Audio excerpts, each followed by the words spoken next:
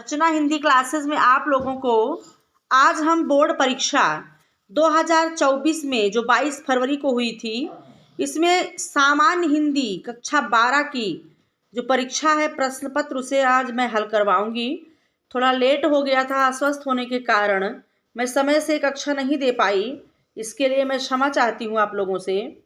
तो आप लोग आज हमारे कक्षा से फिर से जुड़ जाएं और अपने प्रश्न पत्रों को सॉल्व करके अपने नंबर की गणना कर लें। वैसे आप लोग पढ़े हैं, अच्छी तैयारी हिंदी की थी, पेपर भी अच्छा ही आया था, आप लोगों को कोई समस्या नहीं हुई है फिलहाल। तो आइए देखते हैं खंड क से। पहला क वाला प्रश्न है, आचार्य रामचंद्र शुक्ल ने हिंदी गद्य की प्रथम पुस्तक माना है। तो रामचंद्र शुक्ल ने हिंदी गद्य की पहली पुस्तक किसे माना? आप इसमें जो है भाषा योग वशिष्ठ है, ये नास्केतोपाख्यानम है, सुखसागर है और चंद छंद वर्णन की महिमा। तो चंद छंद वर्णन की महिमा यह जो है ये पहली पुस्तक मानी गई है शुक्ल जी द्वारा। गुलाब राय की रचना मेरी असफलताएं किस विधा की हैं? तो मेरी असफलता ये गुलाब राय की का निबंध है। ठीक है, क्या है? निबंध। ब्राह्मण पत्रिका के संपादक, तो ब्राह्मण पत्रिका के संपादक जो हैं प्रताप नारायण मिश्र हैं, जो कि भारतेंदु युग के प्रतिष्ठित लेखक हैं।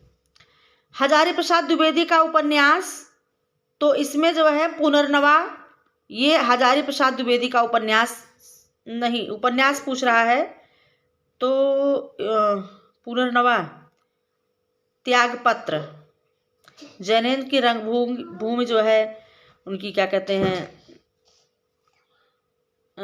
उनका प्रेमचंद्र का तट की खोज, पुनर्नवा जो है ठीक है। कन्हैयालाल मिश्र प्रभाकर की रचना, इसमें से माटी हो गई सोना, कन्हैयालाल मिश्र प्रभाकर की रचना है। अगर इन प्रश्नों पर आप ट्रिक लगाए हैं, सही किए हैं, तो समझिए ये प्रश्न आपके सही हैं। अगला प्रश्न है, भारतेंदु युगीन कवि हैं। तो इसमें भारतेंदु युगीन जो कवि हैं वो प्रेमघन है, बद्री नारायण चौधरी प्रेमघन। हुंकार काव्य के रचयिता है हुंकार के, तो हुंकार के जो है रामधारी सिंह दिनकर जी हैं। प्रयोगवादी काव्यधारा के प्रमुख कवि इसमें से कौन है? तो इसमें प्रयोगवादी काव्यधारा के जो कवि हैं वो शमशेर बहादुर सिंह हैं। ये तीनों लोग नागार्जुन, केदारनाथ और त्रिलोचन ये प्रगतिवादी कवि हैं। तीसरा सप्तक का प्रकाशन, तो पहला 43 में, दूसरा 51 में, तीसरा 59 में। 1959, जिसने 59 लगाया है 1959, पहला ऑप्शन वो सही है। अगला है अंगा, पल्लव से उद्धृत कविता परिवर्तन के रचयिता हैं। तो पल्लव जो है ये किसका है? परिवर्तन पल्लव सुमित्रानंदन पंत की रचना है। अगला है तीसरा प्रश्न, दिए गए गद्यांश पर आधारित निम्नलिखित प्रश्नों के उत्तर। अशोक जो सम्मान कालिदास से मिला वह अपूर्व था। सुंदरियों के असिंजनकारी नूपुर वाले चरणों के मृदु आघात से वह फूलता था। कोमल कपोलों का करड़ासव के रूप में झूलता हुआ। तो ये जो पाठ है आपका, इसका पहला प्रश्न है उपर्युक्त गद्यांश का संदर्भ। तो संदर्भ ये अशोक के फूल से लिया गया है, हजारी प्रसाद द्विवेदी द्वारा लिखा गया है। दूसरा रेखांकित अंश की व्याख्या, ये आपने कर ही लिया होगा। संस्कृत के किस कवि ने अशोक को सम्मानित किया? कालिदास ने, इसी में है कि अशोक को सम्मानित करने वाले कालिदास है। ये प्रश्न का जो भी प्रश्न इसमें पूछा गया है, इसी आपके गद्यांश में इसके उत्तर हैं। अशोक पर फूल आने के संबंध में लेखक का क्या विचार है? तो इस प्रकार इसका भी प्रश्न उत्तर इसी में है।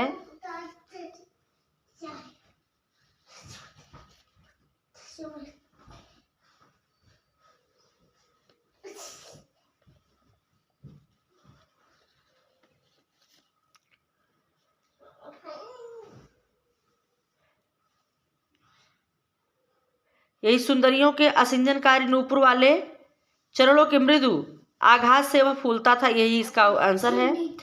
अगला है असिंजनकारी तथा करड़ावास का अर्थ लिखना है। तो इसे भी आप जो है कर ही लिए होंगे।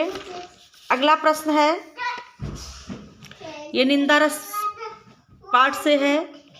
निंदा रस जो आप इसकी जो इसमें अशोक का फूल है, इसमें जो है निंदा रस से है। तो आप जो है दोनों में से जो भी किए होंगे, ठीक है। गद्यांश का यही होगा, पाठ के लेखक और उसका नाम। और हरिशंकर प्रसाई निंदा रस का रेखांकित है जो है। और निंदा रस की पूंजी क्या होती है? सत्य, कल्पित, कलंक, अर्थ का स्पष्ट करिए। तो इस प्रकार से ये आपके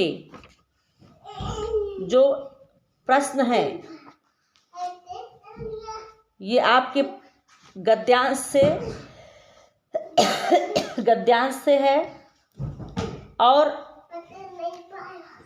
हरिशंकर प्रसाई का निंदा रस, इसका गद्यांश का व्याख्या होगा।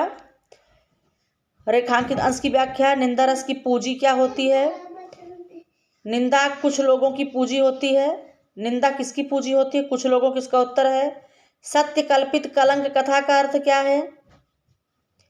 इसमें दिया गया है कि सत्य, कल्पित, कलंक कथा सुनाते हैं और स्वयं को पूर्ण संत समझाने की तुष्टि का अनुभव करते हैं। ठीक, तो इसका जो है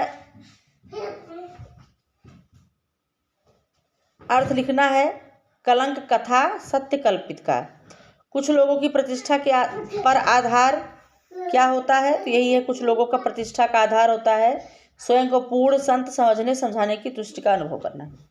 अगला है, दिए गए पद्यांश में गद्यांश और पद्यांश में अथवा करके लिया गया है।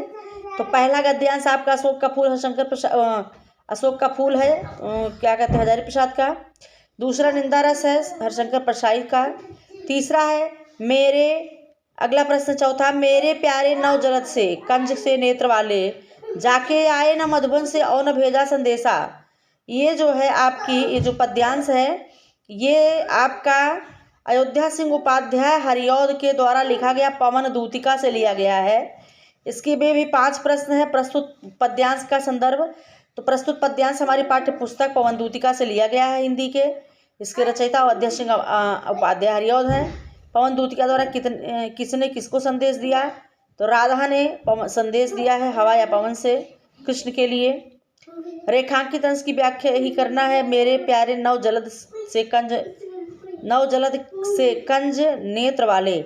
यहाँ पर राधा कहती हैं कि मेरे प्यारे नए जलद माने बादल की तरह कजरारे नेत्र वाले भगवान श्री कृष्ण के लिए कहती हैं।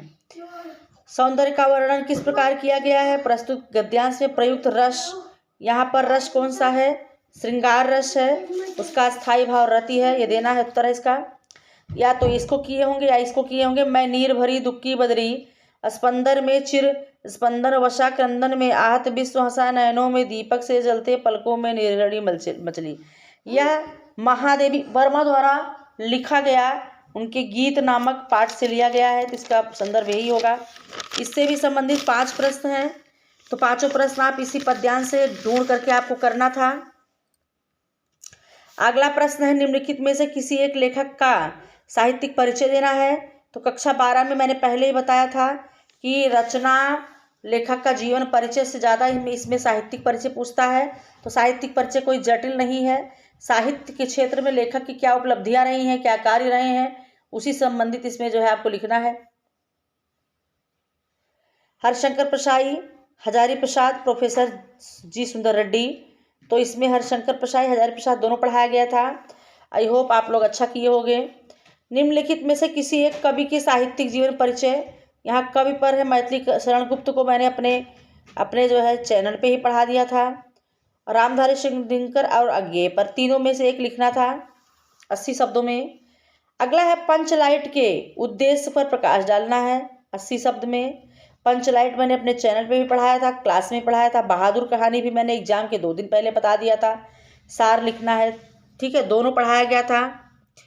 बहादुर कहानी में एक मध्यम वर्गीय परिवार की कथा है। पंचलाइट में आपने पढ़ा ही था, एक पंचलाइट जो कि ग्रामीण जीवन की स्थिति को दर्शाता है। वहाँ पर पंचलाइट के महत्व लोगों के लिए कितना था, वो सारी चीज़ें आपको पढ़ा दी गई थी। स्वपथित पठित खंड काव्य के आधार पर एक खंड काव्य निम्न प्रश्न लिखना है। इसमें से अधिकतम इसमें भी 80 शब्द। तो आप जानिए, हर 4 प्रश्न पत्र थे, हर जिलों के लिए अलग अलग खंड काव्य था और प्रश्न पत्रों में। तो आप प्रतापगढ़ वगैरह में हमारे यहाँ ये जो है सत्य की जीत खंड काव्य एक ही करना था, भले आपके सामने 7 हैं। तो सत्य की जीत आपके लिए था।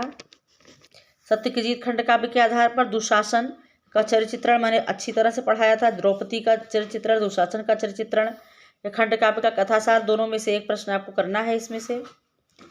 ठीक, आगे है खा, खंड खा। ये तो खंड का हो गया। आप खा में देखिए, निम्नलिखित में संस्कृत गद्यांश में से किसी एक संदर्भ सहित अनुवाद करना है। यह है संस्कृतस्य साहित्यम सरसम व्याकरणंच सुनिश्चितम। यह जो संस्कृत भाषायां महत्वम से लिया गया है। मैंने संस्कृत भाषायां महत्व भी पढ़ा दिया था, अपने चैनल पे भी पढ़ाया था। मैंने कहा था कि यहाँ से ही आपके गद्यांश की व्याख्या आएगी, आ चुका है, आपके सामने है। तो संस्कृत भाषायां महत्वम, इसका यही संदर्भ लेकर के आपको व्याख्या करनी थी हिंदी में। अगला है महामना विद्वान वक्ता धार्मिको नेता पटु पत्रकारश्चासीत। ये मदन मोहन मालवीय पाठ से लिया गया है। अथवा में से दोनों में से एक करना था। क और ख में से का ही है ये। अथवा करके चाहे आप इसे करिए चाहे इसे करिए, जो भी आप किए होंगे अच्छा है। 7 नंबर का प्रश्न है। यही सब प्रश्न जो कि नंबर दिला देते हैं, और प्रश्नों को मैंने पहले ही कहा तक छोड़ना नहीं है। निम्नलिखित संस्कृत श्लोकों में से किसी एक श्लोक का संदर्भ व्याख्या करना है। जल बिंदु निपातेन क्रमशः पूर्वते घटः स हेतु सर्व विद्यानाम धर्मस्य धनस्य च। ये जो है सुभाषतान रत्नान से लिया गया है, ये भी पढ़ाया गया था। ना में रोचते जो है ना में रोचते भद्रम, अथवा 2 में से एक करना था आपको। चाहे आप उसे करिए चाहे इसे करिए, दोनों आपके लिए समान अंक के हैं, एक ही करना था। आपके पाठ्यक्रम के अनुसार आपका जो भी सिलेबस है, जो भी पेपर है, बहुत ही अच्छा पेपर था। इसमें कोई दो राय नहीं है। जो बच्चे पढ़े हैं उनके लिए आसान है, जो नहीं पढ़े हैं उनके लिए जटिल हो सकता है। ठीक, ये जो है ना में रोचते भद्रम च वा, ये जो है जातक कथा से है। जातक कथा में है, उलूक जातकम में। आगे है निम्नलिखित लोकोक्तियां और मुहावरों में से किसी एक का अर्थ लिख करके वाक्य प्रयोग करना है। का वर्षा जब कृषि सुखाने, इसका मुहावरे में से किसी एक का अर्थ लिखना है। अधजल गगरी छलकत जाए, आग बबूला होना, आसमान टूट पड़ना। का वर्षा जब कृषि सुखाने, मतलब समय बीत जाने पर कोई कार्य होने का कोई मतलब नहीं, इसका ये होगा। दूसरा है अधजल गगरी छलकत जाए, मतलब जो ओछे व्यक्ति होते हैं वो अत्यधिक जो है आवाज करते हैं, दूसरे के प्रदर्शित करते हैं। आग बबूला होना, अत्यधिक क्रोधित होना, गुस्सा होना। आसमान टूट पड़ना मतलब है दुख का पहाड़ टूट पड़ना।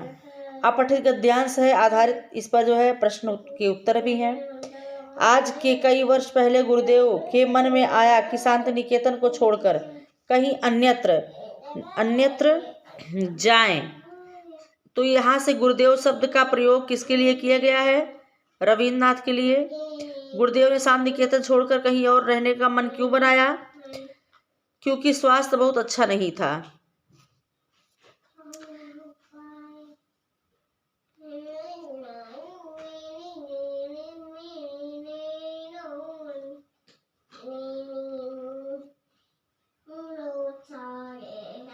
आगे है उनके समीप तक पहुंचने में क्या कठिनाइयां थी। तो ये प्रश्न है, इसके उत्तर इसी में है। आप लोग जो है कर लिए होंगे, मुझे पता है। इसको बहुत ही सरल प्रश्न है, आप इसे कर लिए हैं। और आगे हम सॉल्व करा देते हैं थोड़ा सा और। निम्नलिखित शब्द युग्मों का सही अर्थ चयन करके लिखिए। अम्ब और अम्ब है, अम्ब माने माता, अम्ब माने जल, तो माता और पानी ब इसमें सही है। अम्ब माने पानी, अम्ब माने माता, इसमें बी जो लगाए होंगे सही है। भवन और भुवन, भवन माने होता है घर, भुवन माने संसार, इसमें जो आ लगाए होंगे उनका सही है, आ वाले का। ठीक, आगे है निम्नलिखित शब्दों में से, इसको भी मैंने पढ़ाया था, मैंने कहा था यहाँ से प्रश्न आएगा, देखिए आ गया है।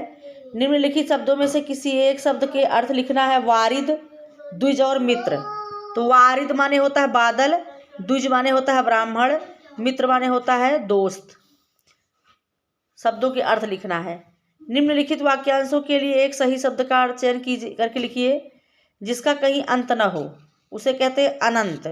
कम बोलने वाला, कम बोलने वाले को कहते हैं मितभाषी। बहुभाषी जो बहुत अधिक बोलता है, कम बोलने वाला। मितभाषी, मृदुभाषी कहते हैं जो मीठा बोलता है। ठीक,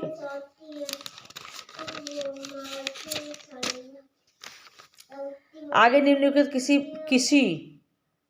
किन्हीं दो वाक्यों पर शुद्ध करके लिखिए। पुत्री, दो वाक्य लिखना है। पुत्री प्रायः धन होती है, होता नहीं हो, यहाँ होती होगा, तब एक बड़ी मात्रा लगाइए, सही हो जाएगा। आज मेरा बड़ा भाई आ गया, आज मेरा बड़ा भाई आया है, आया। आ और गया दो वर्ड यहाँ पर नहीं होगा, आज मेरा बड़ा भाई आया। तुम मेरे को पुस्तक दे दो, तुम मुझको पुस्तक दे दो, या तुम मुझे पुस्तक दो, दे नहीं रहेगा, तुम मुझे पुस्तक दो। मैं इस लड़के को पढ़ाया हूँ, मैं इस लड़के को पढ़ाया हूँ।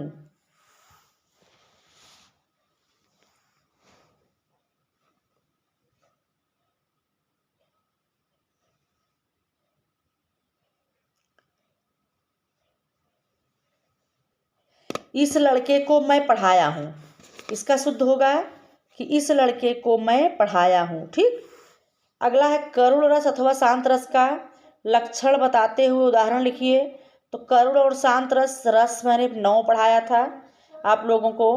करुण रस, जहाँ पर करुण का अस्थायी भाव है शोक, शोक नामक अस्थायी भाव विभाव, अनुभाव और संचारी भाव के संयोग से रस रूप में परिणित होते हैं। करुण है, जैसे इसका उदाहरण भी मैंने बताया था कि फड़ खोए भुजंग सी जननी फलसा फटक रही थी शीश। शांत रस में शांत का अस्थायी भाव निर्वेद नामक अस्थायी भाव। ठीक, दोनों में से एक करना था।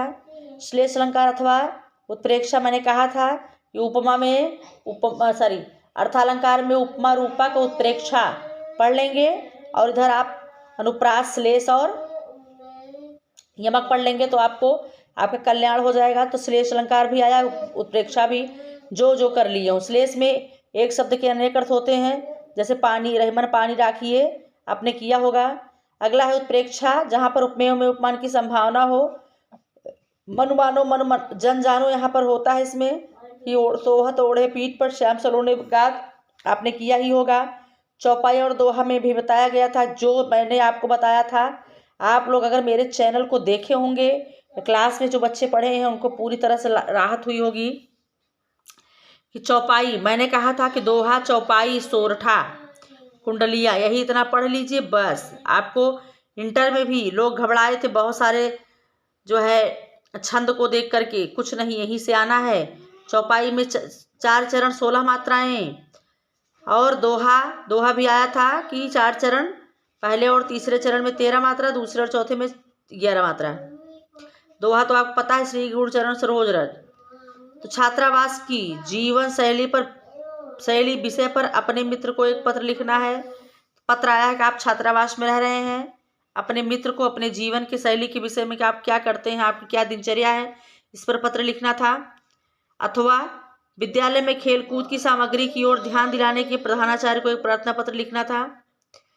तो ये जो है 2 नंबर के प्रश्न हैं आपके।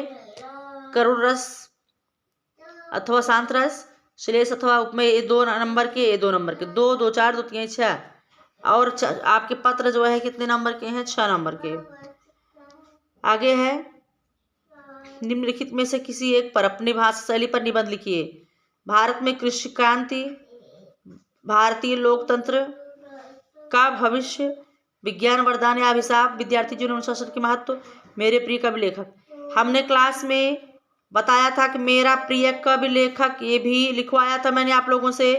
विद्यार्थी जीवन में अनुशासन का महत्व, विज्ञान वरदान या अभिशाप, तीनों के तीनों निबंध है ये मिले हैं। आप एकदम बल्ले बल्ले है आप लोगों को, यदि आप पढ़े तो थे ही, तैयार था आप लोगों को। निबंध भी अच्छी तरह से कर लिए होंगे। 9 नंबर का प्रश्न, तो आप लोगों का प्रश्न पत्र बहुत ही लाजवाब था, बहुत सरल प्रश्न था। आप लोगों को भी प्रश्न को सॉल्व करने में बहुत आनंद आया होगा, और मैं जानती हूँ कि पहले से ही आप लोग तैयार थे, किसी प्रकार की कोई समस्या नहीं। बेस्ट ऑफ लक, अग्रिम बधाई। रिजल्ट के पहले आप लोग को बहुत ही अच्छा पेपर है। धन्यवाद।